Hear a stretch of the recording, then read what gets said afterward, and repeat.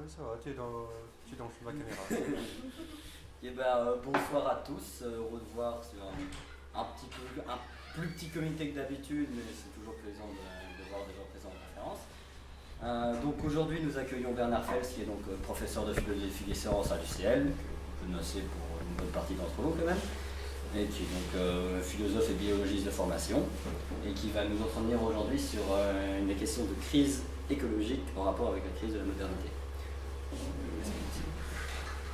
Oui, merci beaucoup. Bonjour à toutes et à tous.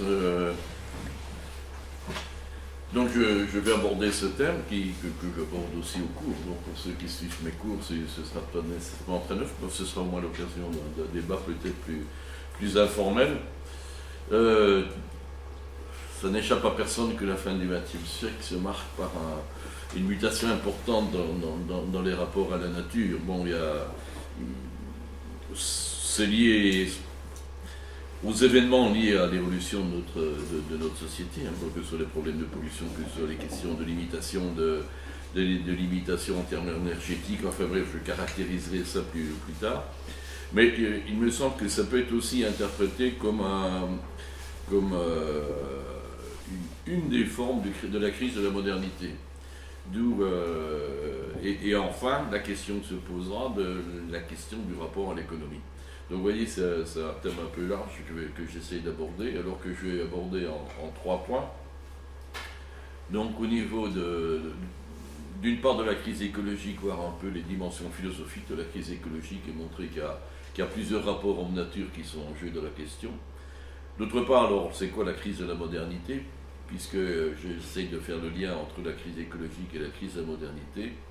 Et alors la troisième partie, ce sera un peu d'évoquer le concept de modernité critique et de montrer comment c'est un concept qui me semble ouvrir une prise en charge de la problématique écologique sans nécessairement devoir remettre en cause le concept de modernité. C'est un peu ça la question.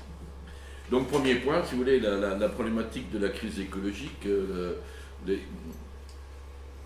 plutôt que de faire ce que je veux vous proposer, c'est qu'il me semble qu'on peut caractériser même la situation contemporaine.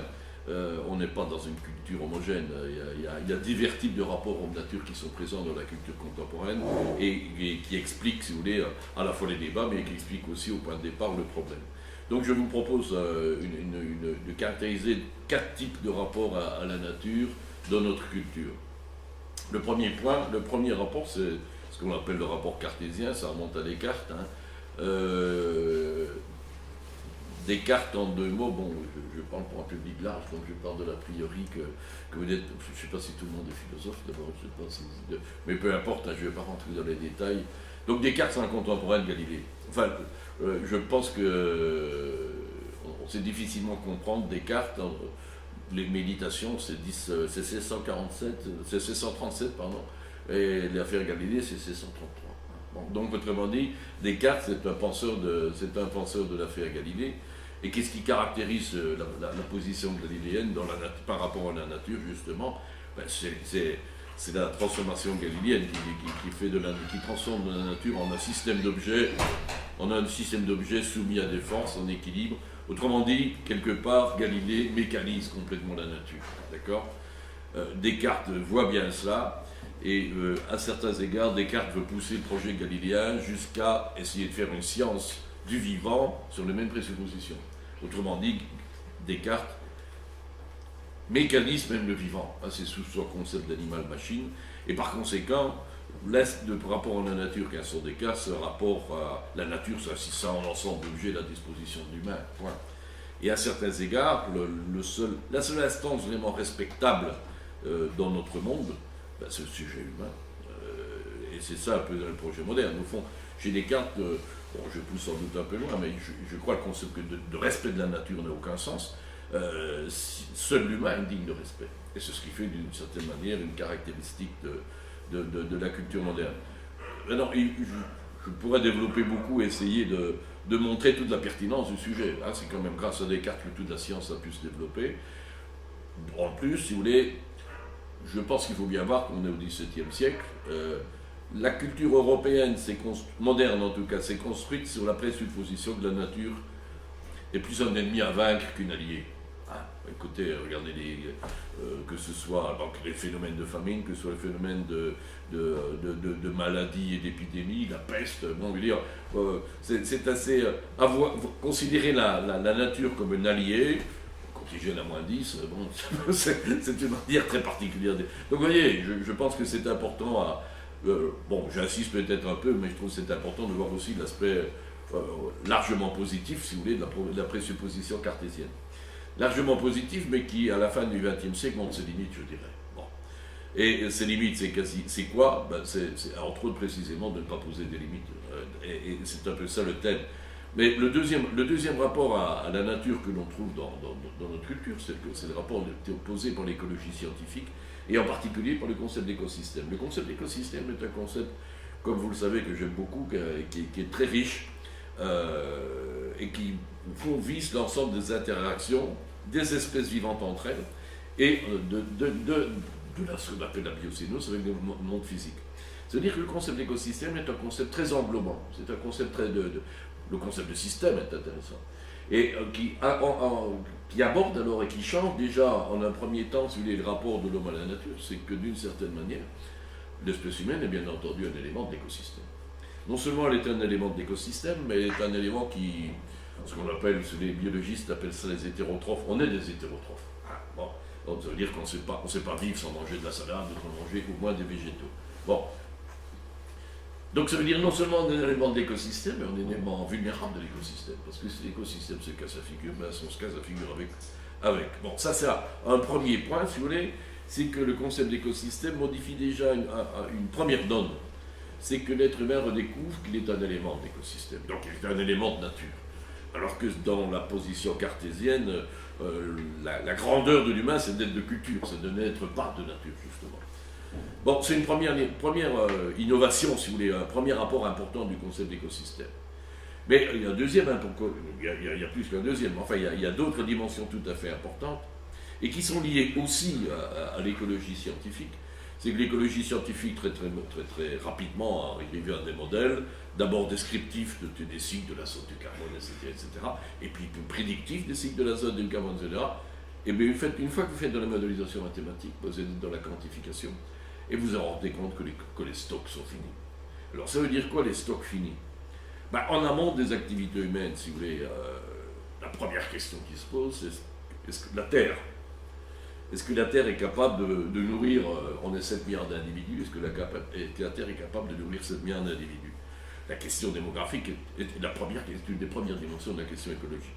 Vous savez que la FAO a fait des rapports réguliers. En 2007, le rapport de la FAO disait que la Terre était capable, avec la technologie de 2007, la Terre était capable de nourrir 13 milliards d'individus.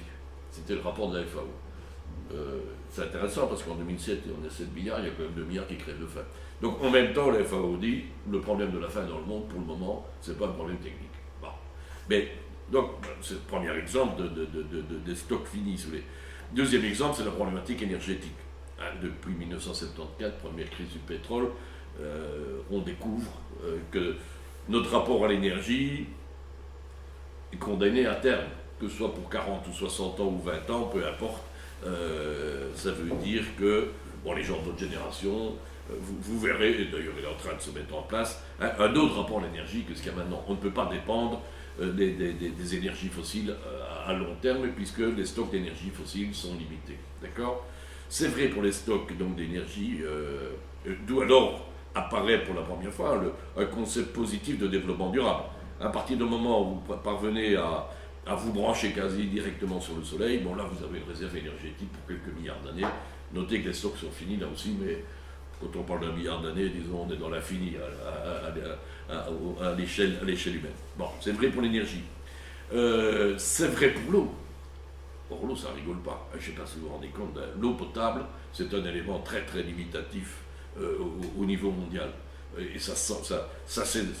il y a déjà eu des guerres pour l'eau et il y aura encore des tensions très très fortes pour l'eau. Prenez l'eau au niveau des stocks, donc je parle en amont, en termes d'eau potable.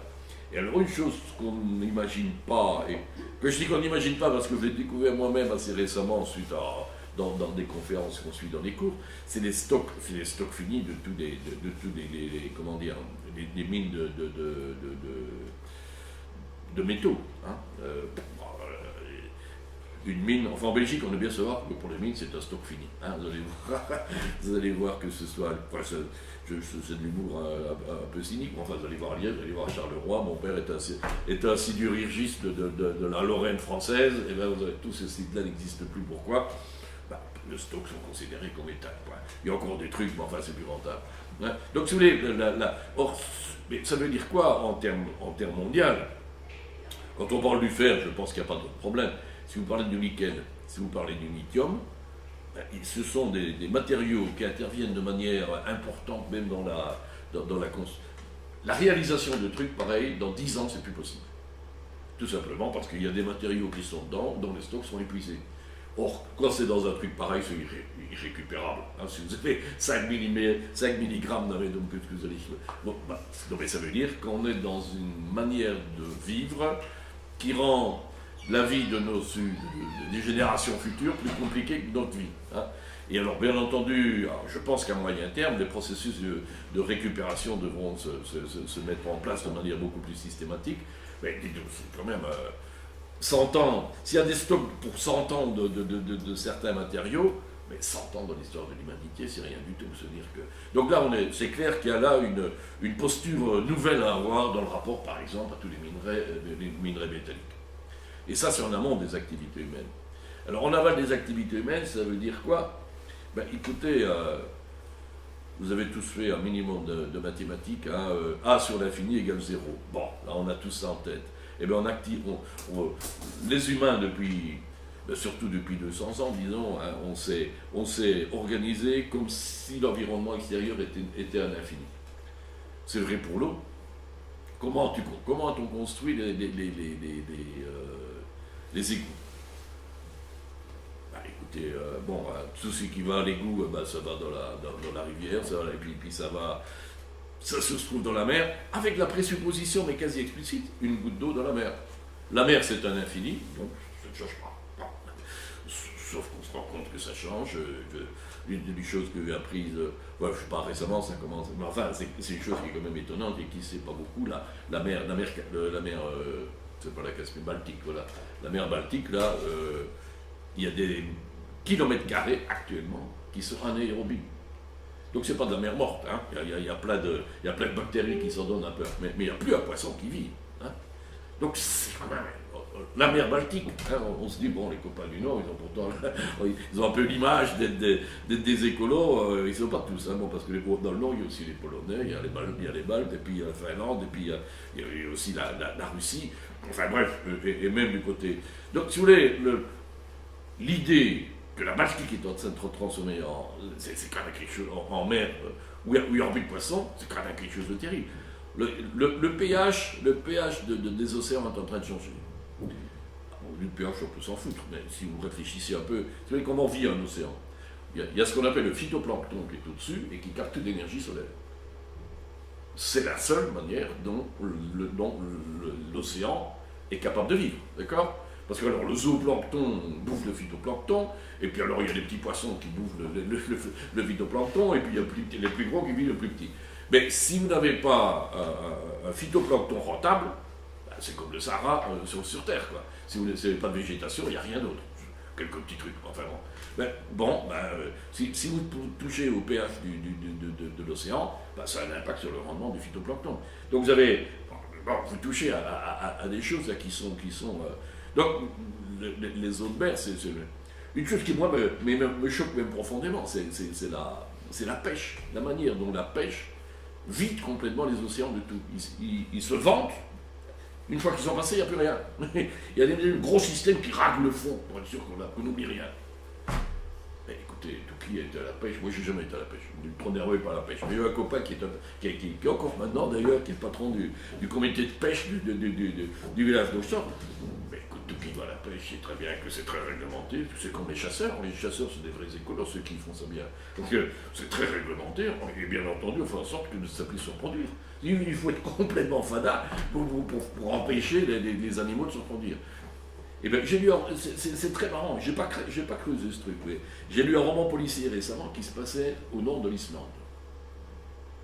Dans une petite ville qui a eu son heure de gloire, quand il y avait du hareng.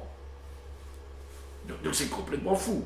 Donc ces gens, pendant 40 ans, ils ont vécu du hareng, mais en produisant des milliers de tonnes, hein, puis à un moment donné, il n'y en a plus.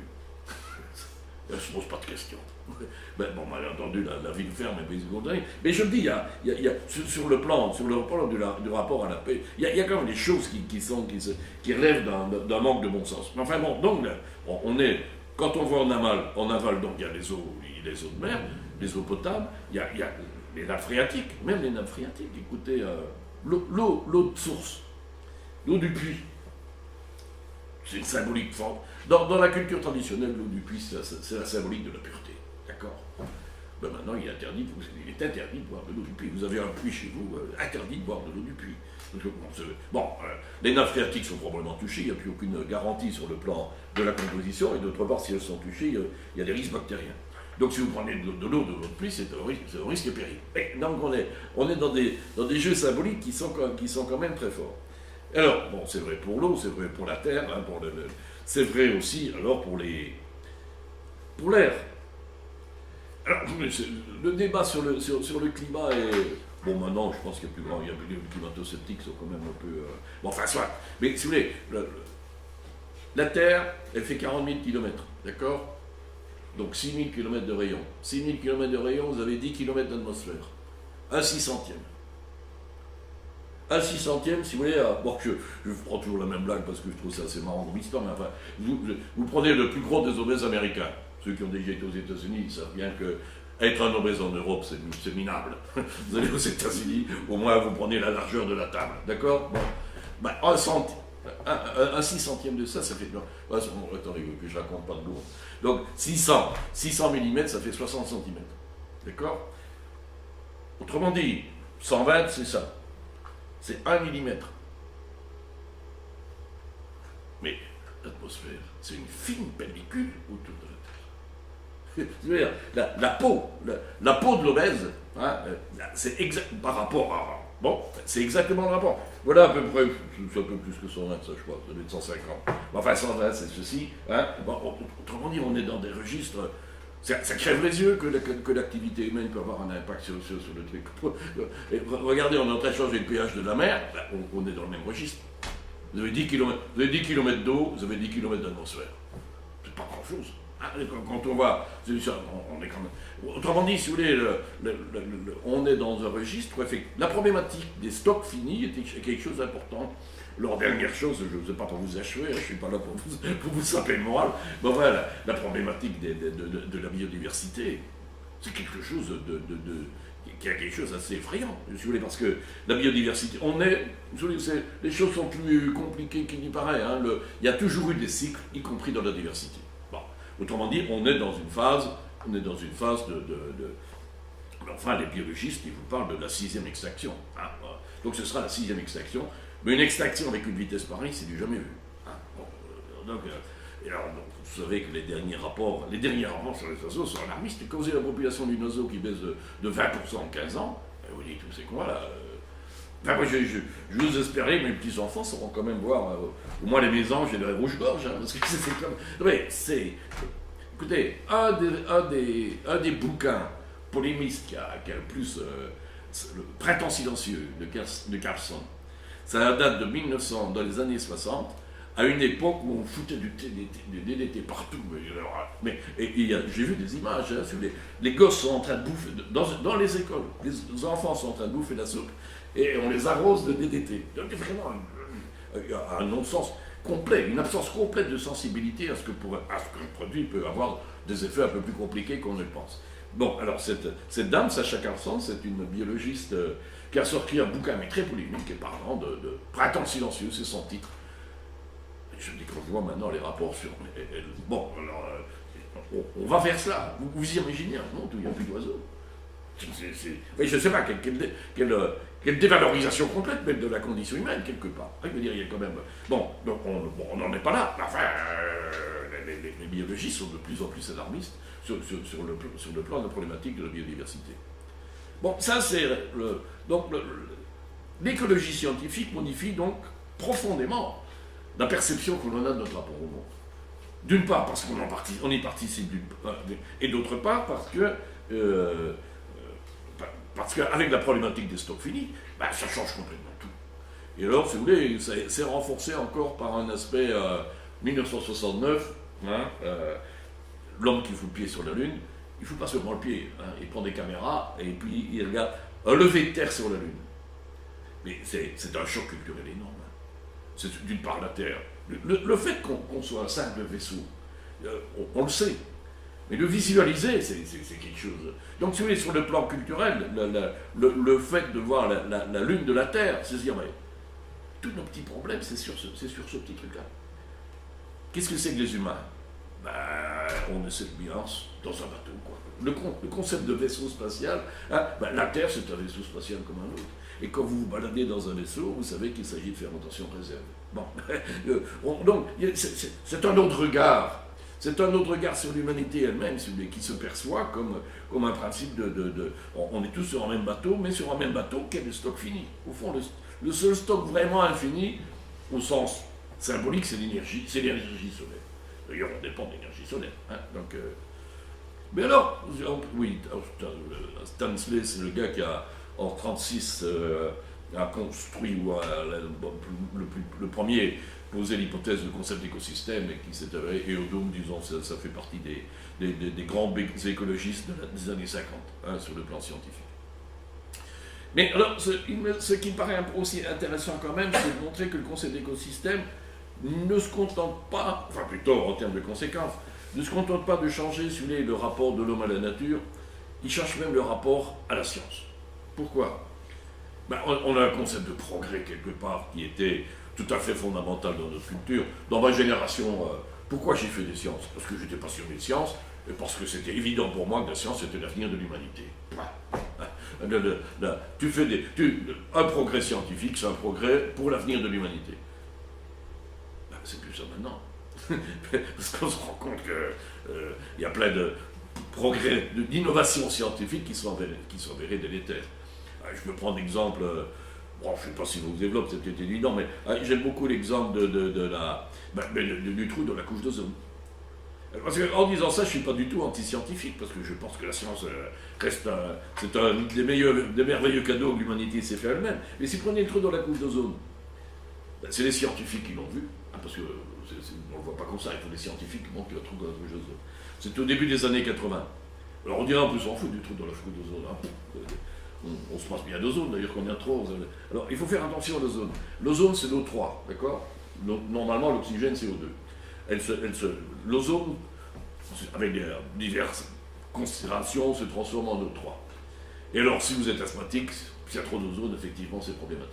Donc si vous voulez, au niveau du sol, s'il y a trop d'ozone, c'est très mauvais. Par contre, au niveau des couches supérieures de l'atmosphère, l'ozone a un rôle absolument décisif.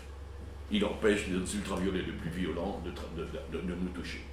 Il faut savoir qu'au point de départ, c'est une petite une anecdote, non, ça fait partie de l'histoire de l'univers. Au point de départ, l'atmosphère était réductrice. Et en fait, si vous voulez, c'est la vie dans l'océan qui a produit les algues et compagnie qui par la photosynthèse ont produit de l'oxygène, qui fait en sorte que l'atmosphère est devenue oxydante. D'accord? Première chose. Mais il ne suffit pas que l'atmosphère soit oxydante pour qu'on puisse vivre sur Terre. Pourquoi? Les ultraviolets sont beaucoup trop puissants. L'atmosphère devient oxydante, il y a de l'oxygène dans l'atmosphère, et donc les ultraviolets les plus puissants transforment O2 en O3, et la couche d'O3 devient un filtre qui empêche les ultraviolets les plus puissants de passer, qui fait alors qu'après, les humains, par exemple, les mammifères, le vivant puisse arriver en dehors de l'eau. Donc si vous voulez, s'il y a un problème d'ozone, c'est quand même ennuyeux, parce que nos stocks moi je fais de l'humour, hein, mais pour plonger dans l'eau et rester dans l'eau, les stocks de combinaisons sont quand même limités, on ne peut pas envisager une vie sous l'eau comme ça à très long terme. Non, mais ça veut dire que le trou de la couche d'ozone, c'était quelque chose. D'ailleurs, les scientifiques ont réagi immédiatement, et qu'est-ce qu'ils ont vu? Que c'était eux les responsables, c'était le CFC qui... maintenant qu'on a supprimé le CFC, c'est quasi résorbé. C'est pas encore résorbé, hein, mais c'est un trou au-dessus d'Australie. c'est moins grave qu'au sud de Paris. Hein. Bon, ça, ça fait partie de la vie sociale. Hein. Mais alors, c'est vrai, donc ça veut dire que un autre rapport à la science, un regard critique sur la science, une innovation technologique, on va voir ce que ça donne au jeu. Alors, un nouveau rapport au temps et à l'espace. Là, on dirait, je pousse un peu loin, mais non, pas du tout. C'est même, je dirais, il y a un côté bonne nouvelle à la problématique écologique. C'est que la problématique écologique nous touche l'humanité dans son ensemble de la même manière. Ça veut dire qu'à la limite, on est obligé d'être universaliste. Vous savez, il y a toujours eu des universalistes. Les universalistes, c'était des idéalistes. Chez les philosophes, il y a beaucoup des gens qui travaillent non pas pour leur fric immédiat, mais qui essayent de penser au niveau de l'humanité. Bon, mais certains les prennent pour des rêveurs. Maintenant, c'est plus des rêveurs. C'est la seule manière d'être réaliste. La question écologique, si vous vous intéressez à la qualité de l'air, par exemple, les frontières n'ont aucun sens. La seule frontière qui a un sens, l'unité de référence, c'est la Terre. Bon. Donc, autrement dit, si vous voulez, on est obligé d'être universaliste. Et par rapport au temps, c'est du même ordre d'idée. Un ministre de l'énergie qui actuellement n'articule pas sa politique en 2018 à ce qui se passe en 2050, il est incompétent. Il y a toute une série de questions s'inscrivent dans une temporalité longue. Et ça, c'est neuf. Enfin, ça a toujours été comme ça, mais on n'en était pas conscient à ce point-là. D'accord ? Donc l'écologie scientifique, je dis bien, modifie aussi le rapport à la politique. Et pourtant, donc je vous ai parlé de 4 rapports. J'en suis au deuxième. Franchement, le deuxième, vous êtes déjà... il y a de quoi travailler. Bon. Mais... alors, si vous voulez, pourquoi aller plus loin?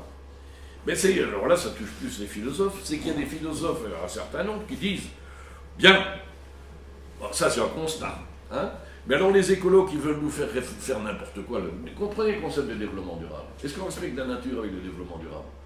Non. Parce que tu respectes. Au fond, pourquoi il faut faire tout ce que je viens de raconter? Il faut prendre compte ce que c'est pour l'humain. Je veux dire, que ce soit l'énergie, que ce soit n'importe quoi, l'écologie scientifique, à certains égards, ne porte pas un concept de respect de la nature en tant que tel. Elle dit, faites gaffe, si on ne gère pas bien la nature, on ne saura plus vivre. Mais au plus fondamental, ce qui est respecté, c'est l'humain. On reste dans le schéma cartésien à certains égards, où on utilise la nature au service de l'humain. Il y a des gens qui disent, si vous voulez une véritable révolution culturelle dans le rapport à la nature, il faut aller bien plus loin que ça. Le gros problème, c'est pas qu'on ne sache pas gérer l'écosystème, mais c'est qu'on n'a pas un concept de respect de la nature au sens fort. C'est qu'on se juge supérieur à la nature et qu'on continue à utiliser la nature. Autrement dit, l'idée, et ça c'est ce qui caractérise les deux attitudes que j'essaye de préciser là maintenant, l'idée, c'est qu'il faut dépasser le rapport fonctionnel à la nature et respecter la nature pour ce qu'elle est. Et casser cet anthropocentrisme qui fait que l'humain, dans sa vanité, se croit supérieur aux animaux. Voilà. Bon, donc il y a un peu une attitude de refus d'anthropocentrisme qui seul peut conduire, si vous voulez, quelque part à une attitude plus juste, en termes de justesse, par rapport à la nature. Alors, vous avez deux courants. Vous avez un courant d'inspiration de philosophie de la nature allemande, d'inspiration romantique, qui est la nostalgie d'un humain complètement investi dans la nature. Vous avez ça, c'est Ardenas, qui est un Norvégien, pardon, il y a Aldo Leopold, qui est un Américain. Je dis, c'est pas par hasard que c'est pas des Européens. Je ne sais pas si il faut sentir les choses dans la Suède, ou la Norvège, c'est la même chose, depuis le sud jusqu'au nord. C'est 2000 km, comme d'ici à Gibraltar. Donc c'est énorme. C'est 2000 km sur 200 km. Ok? Autrement dit, pour le conseil. Les Suédois, ils peuvent encore trouver des endroits où un humain n'a jamais mis les pieds. Ou en tout cas, s'ils sont là, ils sont à 200 km de toute habitation. Donc le concept de nature a un sens pour eux. Et alors, si vous voulez, alors ils découvrent effectivement, la nature a toute son autonomie. Ce qui est toujours, on a toujours un peu l'impression, surtout l'Occident, l'impression que la nature est là pour lui. Ben, la nature n'est pas là pour les hommes. Il y a toute une vie autonome de la nature, toute une richesse, une complexité des relations qui est absolument fantastique. Et quand vous êtes dans des lieux comme les États-Unis où il y a des réserves qui font la moitié de la Belgique, hein, nous ici une réserve c'est 3. Si on a 3 hectares, on est heureux. Là-bas, on est. Donc, le concept le rapport à la nature est complètement différent. Mais alors, si vous voulez, il y a le refus d'anthropocentrisme et le refus de dire que l'humain est supérieur aux animaux, même sur le plan de la valeur et sur le plan éthique. Donc il y a une volonté, si vous voulez, de revaloriser l'animal en le mettant sur le même pied, avec toute la problématique de la valeur intrinsèque. Donc ici, alors le concept de respect de la nature devient, on respecte la nature pour ce qu'elle est. On veut respecter la nature non pas parce qu'elle peut nous être utile, hein, mais on veut respecter la nature tout simplement pour ce qu'elle est. Quand on parle des oiseaux, est-ce qu'il n'y a pas moyen de vie? Est-ce qu'il y a moyen de vie sans le rouge-gorge? Et les gens, je pense qu'on a un ruban, il y a plein de gens qui vivent dans le centre-ville qui n'ont jamais vu un rouge-gorge. Donc, si vous voulez dire, la question du rouge-gorge n'est pas de savoir s'il y a moyen de vivre sans lui. La question de savoir, la question est, et alors c'est en cela, si vous voulez, la question est de savoir est-ce qu'il est respectable en soi? Et est-ce qu'il faut se battre pour le rouge-gorge, non pas parce que ça nous fait plaisir, mais tout simplement parce que c'est une belle réalisation en soi. Hein. Donc ça, c'est le premier courant, c'est la deep écologie, qui est alors une sorte de métaphysique de la réconciliation, si vous voulez, et d'une sorte de leçon d'humilité de l'humain, de se mettre sur le même pied que l'animal pour respecter l'animal comme ce qu'il est. Hein. J'avance un peu, donc Armena, celle de Léopold, oui, bon, c'est marrant, de Léopold a pas une tête de militaire, je trouve, enfin bon, ça moi, je choisis pas sa tête, hein, on dit parfois, encore que ça se discute, ça, enfin, excusez-moi, je fais de la philosophie un peu bon marché, là. Bon, allez, mais, alors, deuxième, donc première tendance, si vous voulez, un courant philosophique romantique, deuxième tendance, l'écologie radicale. James Lovelock. Alors, j'ai mis écologie radicale alors que Lovelock lui-même n'est pas un écologiste, n'est pas un biologiste, c'est un géologue. C'est un géologue qui propose l'hypothèse de la Terre, c'est l'hypothèse Gaïa, si vous voulez, considérer la Terre comme un organisme. Ah. Alors, si vous considérez la Terre comme un organisme, ça veut dire que les espèces sont des organes ou des tissus. Alors, limite, l'espèce humaine, qu'est-ce que c'est? C'est un cancer pour lui. Pourquoi? C'est un tissu dangereux qui se développe au détriment des autres tissus de l'organisme. Bon, c'est sympa, hein, ça me donne un principe d'action qui est radical. Mais, alors, j'attire votre attention là-dessus. Moi, je suis je suis alarmiste de ce côté-là aussi. Contrairement à ce qu'on croit, l'écologie scientifique ne conduit pas nécessairement à l'éthique. Pourquoi? Pour un écologiste scientifique, hein, je veux dire, je parle pas pour un écologiste scientifique, c'est pas correct. Pour l'écologie scientifique. Parce que le bonhomme qui est écologiste, il n'est pas que écologiste, d'accord, il n'est pas que scientifique. Mais pour la discipline écologie scientifique, un individu n'a aucune importance. Ah, non d'importance qu'une population. Le concept d'ailleurs de population en écologie, ça veut dire l'ensemble des individus d'une même espèce dans un écosystème donné. Un individu n'est jamais seul, d'accord? Donc ça veut dire, si vous voulez, que lorsque vous mettez dans une logique telle que celui-là, quand on vous parle de l'humanité comme d'un cancer, et car vous savez que dans la logique disciplinaire, l'individu n'a aucune importance, et si en plus on vous dit que l'humain, c'est pas plus qu'un animal, si l'humain n'est pas plus un animal, s'il n'est pas plus grave de tuer un humain, s'il est aussi grave de tuer un animal que de tuer un humain, il n'est pas plus grave de tuer un humain qu'un animal. D'accord? Autrement dit, si vous voulez, moi enfin bon, ça va être l'objet d'un débat, mais je ne veux pas cacher la couleur que je suis très, très critique par rapport, si vous voulez, à ces tendances qui veulent minimiser ou réduire à rien la différence entre l'humain et l'animal. Écoutez, vous conduisez une voiture, il y a un gosse au milieu de la route, vous roulez trop vite, la seule manière de l'éviter, c'est de passer sur le trottoir où il y a un chien. Alors, on est dans un monde où jusque maintenant personne n'hésite. Et j'espère que dans 50 ans, personne n'hésitera. C'est aussi plat que ça, hein, la distinction en animal. S'il y avait un gosse et un chien, vous êtes au bout. Alors, ouais, je veux bien la problématique de l'égalité homme-animal, mais il faut réfléchir aux conséquences de ce qu'on dit. Il y a une cohérence quand même. Donc, je ne vous cache pas que je suis très critique par rapport aux philosophies qui refusent l'anthropocentrisme. Mais bon, j'admets que je fous les pieds dans le plat. Je fous les pieds dans le plat parce que ma thèse, je pense qu'on n'a pas besoin de remettre en cause l'anthropocentrisme pour respecter la nature pour ce qu'elle est. Donc le vrai enjeu, si vous voulez, c'est, me semble-t-il, d'instaurer un nouveau rapport à la nature qui fasse que l'être humain respecte la nature non seulement dans une perspective fonctionnelle pour l'utiliser, mais la respecte pour ce qu'elle est. C'est toute la problématique de valeur en soi. Mais il me semble qu'il y a deux manières, si vous voulez, de respecter la nature pour ce qu'elle est. C'est en intégrant la dimension esthétique et en intégrant la dimension symbolique.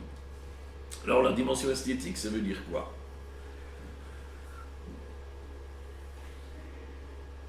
Les philosophes savent ça, mais c'est vrai que les gens sont étonnés souvent quand je raconte ça, mais les Grecs avaient 3 universaux. Le vrai, le bien, le beau. Ça veut dire que l'art pour les non-philosophes, c'est souvent... C'est pour les gens qui s'emmerdent, ou les gens qui ont trop de fric et qui ne savent que foutre. Je veux dire, j'exagère un tout petit peu, mais la dimension artistique de l'existence n'est pas perçue spontanément comme une dimension fondamentale. Sauf pour les philosophes. Enfin, sauf pour les philosophes et pour les artistes. Écoutez, l'art, c'est un autre regard sur les choses. Et l'art met en évidence des dimensions de la nature, de la réalité, que seul l'artiste met en évidence. Autrement dit, si vous voulez, quand je parle de la dimension esthétique, il se fait que je fais beaucoup de musique, mais la musique, c'est pas seulement une détente, c'est aussi une détente, mais c'est pas seulement une détente. Par rapport à la réalité du son, en termes philosophiques, par rapport à la réalité du son, à certains égards, il n'y a que le musicien qui va à l'essentiel. Je veux dire, le musicien va plus à l'essentiel que le scientifique. Autrement dit, si vous voulez, la dimension esthétique du rapport à la nature, quand vous voyez maintenant les émissions sur la nature, si vous prenez les bouquins sur la nature, on essaie de nous faire rendre compte que la nature est belle. Et si la nature est belle, ça veut dire qu'elle est respectable non seulement en tant que belle, mais pour ce qu'elle est. C'est le concept de patrimoine commun de l'humanité. C'est un concept que vous trouvez développé par l'UNESCO. Or, l'UNESCO, c'est l'instance qui a dans ses attributions, si vous voulez, l'instance internationale de l'ONU, qui a dans ses attributions tout le rapport à la nature, la préservation des espèces en disparition, des choses comme ça. D'une certaine manière, le patrimoine commun de l'humanité, en général, c'est culturel.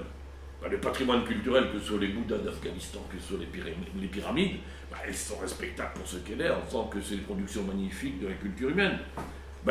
Cette histoire culturelle a été précédée de quelques centaines de millions d'années d'histoire naturelle, qui produit aussi des choses remarquables. Et une espèce de mammifère, une espèce d'oiseau, mais c'est un produit remarquable qui fait partie du patrimoine. On est dans le registre d'une dimension esthétique, mais où l'esthétique sanctionne à la limite un rapport au vrai plus fondamental même que le discours scientifique. Donc voilà, de la même manière, si vous parlez dans le rapport symbolique, au fond, les théories d'évolution biologique, qu'est-ce qu'ils nous apprennent? Qu'on est des produits de la biologie, qu'on est des éléments de nature. Qu'est-ce que c'est que l'humain? C'est un animal de langage. Alors, Aristote avait déjà ça en tête, mais il n'avait pas la perception d'une évolution. Mais Descartes et Darwin, inscrit ça dans.